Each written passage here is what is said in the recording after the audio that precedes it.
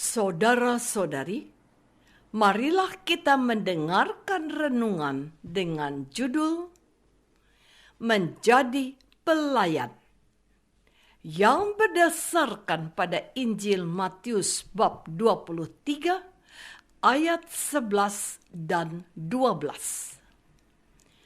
Barang siapa terbesar di antara kamu, hendaklah ia menjadi pelayanmu. Dan barang siapa meninggikan diri, ia akan direndahkan. Dan barang siapa merendahkan diri, ia akan ditinggikan. Dalam nama Bapa dan Putra dan Roh Kudus. Amin. Saudara-saudari terkasih dalam nama Tuhan Yesus Kristus. Salah satu sikap yang dikecam dan tidak berkenan di hati Tuhan Yesus adalah semangat yang mementingkan dan menonjolkan diri sendiri. Tuhan Yesus mengecam tindak tanduk para ahli Taurat dan orang-orang Farisi. Mereka menaati hukum-hukum dan tuntunan Nabi Musa untuk menonjolkan dirinya. Mereka ingin disebut orang saleh karena tampil memakai tali sembayang yang lebar dan jumbai yang panjang. Mereka ingin disebut orang penting dengan tampil di panggung-panggung kehormatan yang mereka ciptakan sendiri. Mereka menginginkan panggilan rabi, ingin disebut bapa dan diikuti sebagai pemimpin. Mereka sangat menikmati kehormatan yang diberikan manusia, tetapi untuk para muridnya, Tuhan Yesus tidak menghendaki. Alasannya jelas. Mereka semua adalah saudara. Sedangkan rabi mereka hanya satu, yaitu Yesus Kristus. Bapa mereka hanya satu, yang di sorga.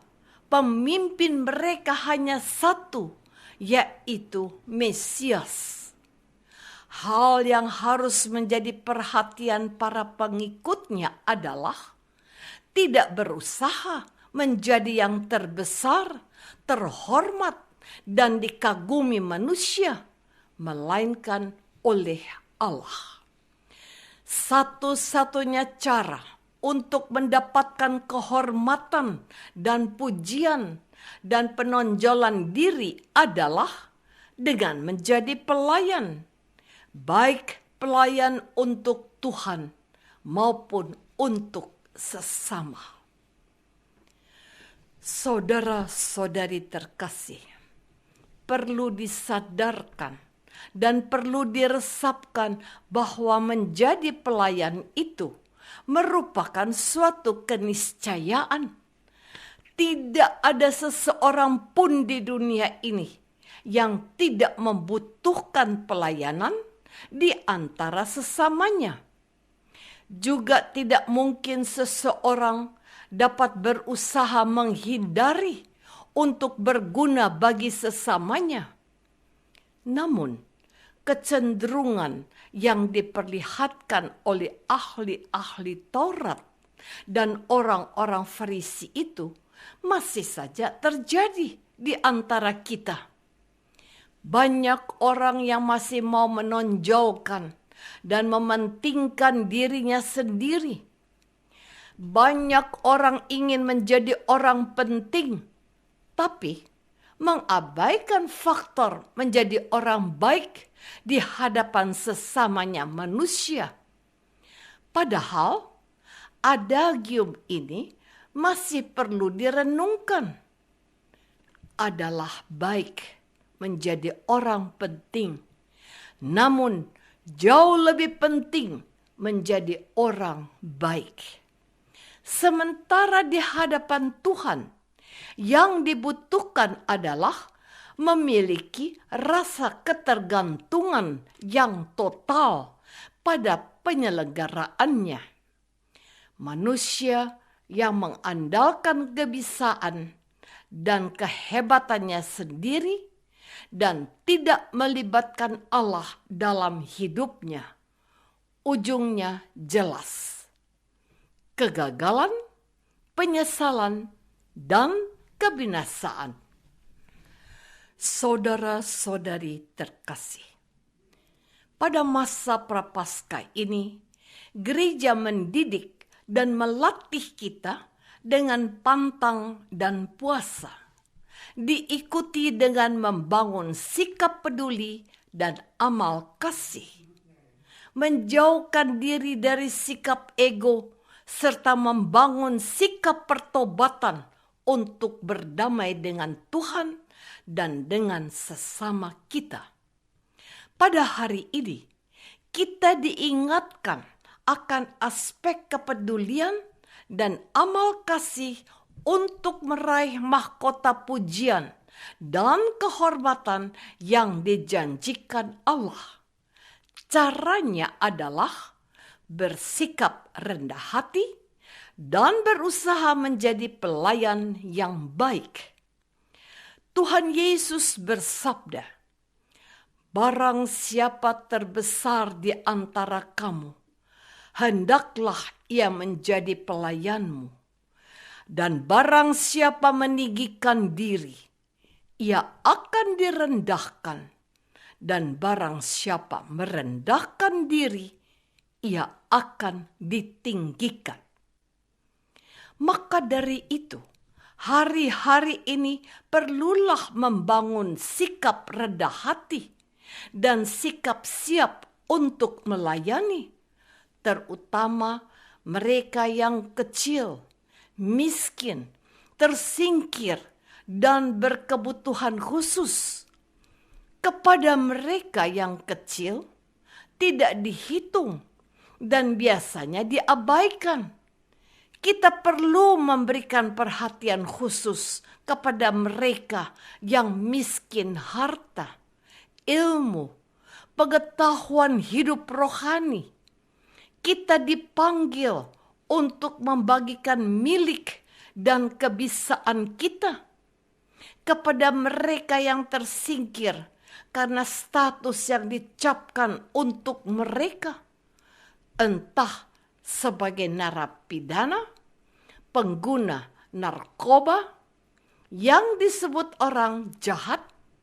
Kita patut membukakan pintu harapan dan kesempatan kedua untuk menjadi orang baik kepada mereka yang berkebutuhan khusus.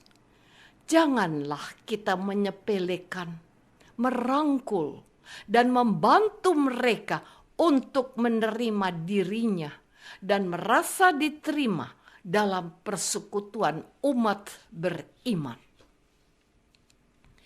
Saudara-saudari terkasih, pelayan Tuhan adalah kita semua.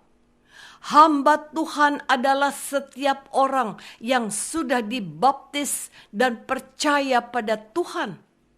Pengikut Yesus adalah kita yang mau melayani Tuhan dalam diri sesama kita dengan lebih sungguh. Tugas kita hanya satu atau berapapun, yaitu melayani, dan melayani. Mengasihi, dan mengasihi. Mengampuni, dan mengampuni. Memahami, dan memahami. Dan dengan demikian kita menghadirkan Allah sendiri yang melayani, mengasihi, mengampuni, dan memahami keberadaan kita sebagai manusia rapuh dan lemah serta berdosa. Tuhan Yesus yang kita renungkan perjalanan jalan salibnya di masa Prapaskah ini bermuara pada firman-Nya sendiri yang tidak seorang Kristen pun boleh melupakannya. Anak manusia datang untuk melayani dan untuk menyerahkan nyawanya bagi penebusan dosa manusia. Jadi, ketika Tuhan Yesus menghendaki kita untuk menjadi pelayan, Dia sudah memberikan contoh sendiri, melayani yang sakit dan menyembuhkan mereka, mengampuni yang berdosa, dan memberikan kesempatan kedua untuk mereka menjadi orang baik, memberi makan mereka yang kelaparan, memberi penghiburan mereka yang berduka. Betul, Ia datang untuk melayani sampai wafat. Apakah aku sudah menghayati semangat pelayanan Tuhan Yesus dalam hidupku? Marilah kita berdoa. Bapa yang Maha Kasih, betapa bahagianya kami memiliki rabi dan pemimpin seperti Yesus. Bantulah kami untuk rendah hati dan menghayati semangat pelayanan Tuhan kami, Yesus Kristus, yang hidup dan berkuasa sekarang dan selama-lamanya. Amin. Semoga kita semua selalu dinaungi dan dibimbing oleh berkat Allah yang Maha Kuasa, Bapa dan Putra dan Roh Kudus. Amin.